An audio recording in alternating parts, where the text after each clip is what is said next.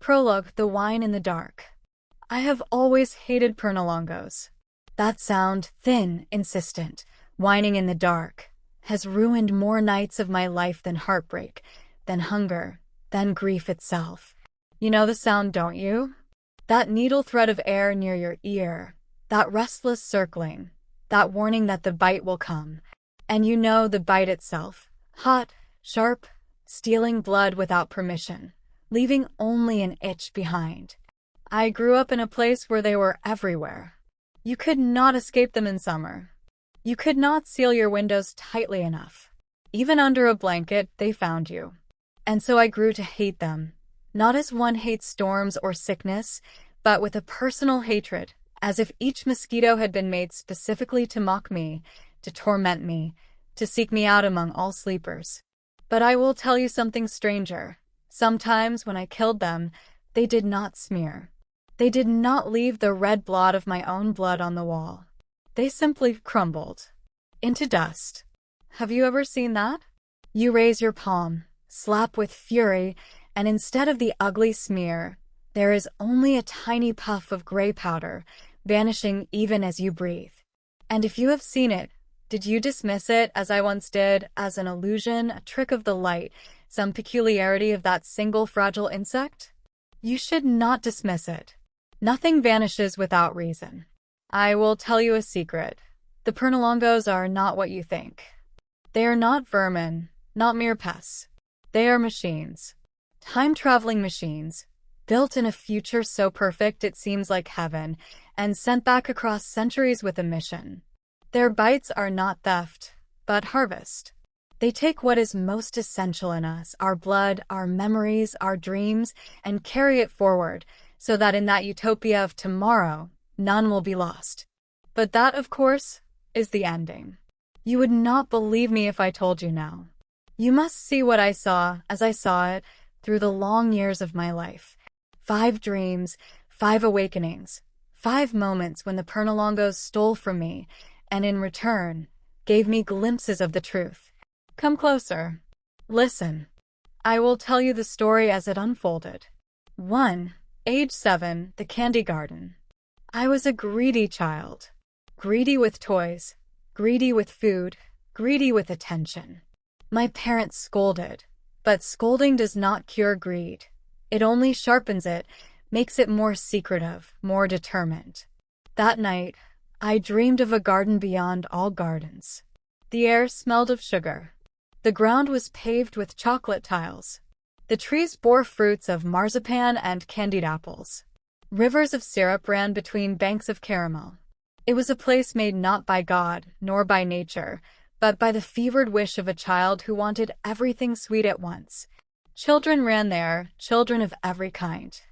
Some wore strange clothes, rags, tunics, skins, garments I did not recognize. They laughed and ran among the sweets, their hands sticky, their mouths gleaming with sugar. But I did not join them. I filled my arms with candies, stuffed my cheeks until I could hardly breathe, hoarded the cakes in my lap. I remember glaring at them when they reached toward me. Why should I share? They had their own, did they not? And yet, even as I hoarded, they smiled at me. They did not fight, they did not scold.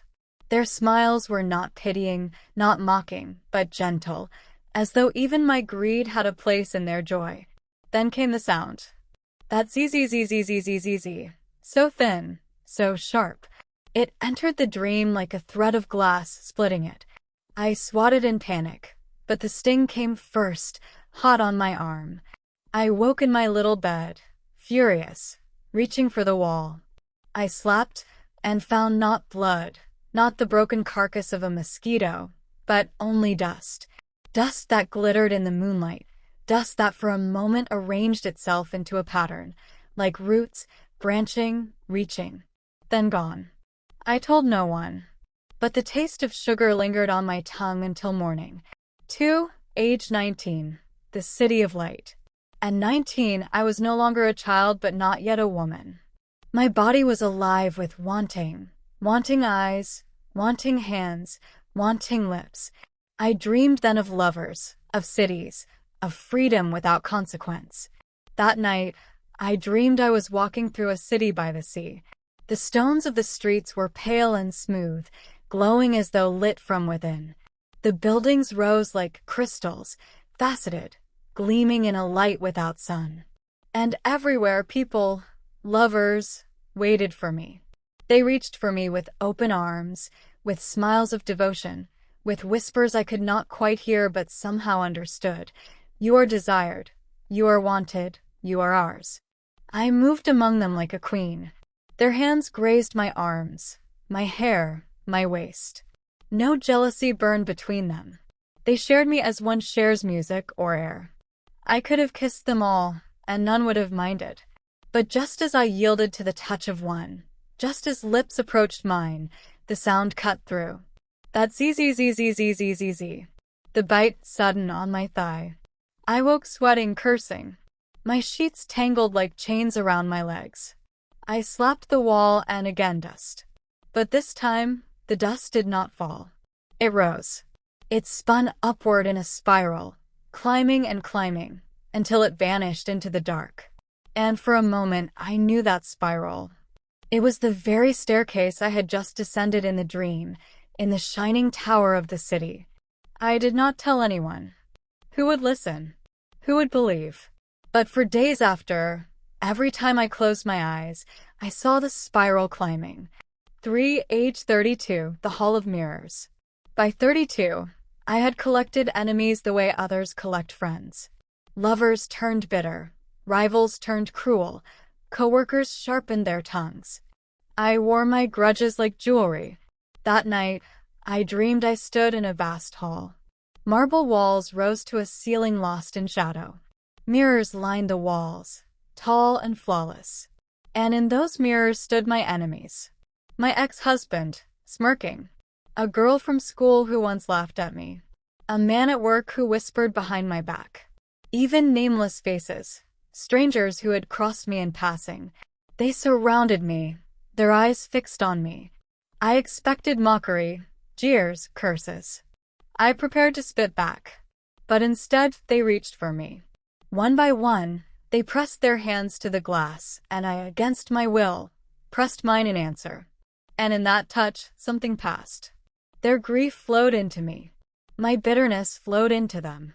The pain was the same, mirrored, shared. For an instant, the weight of hatred was gone, because it no longer belonged to me alone. The whine returned. The sting at my wrist. I tore away from the glass, waking with tears still wet on my face.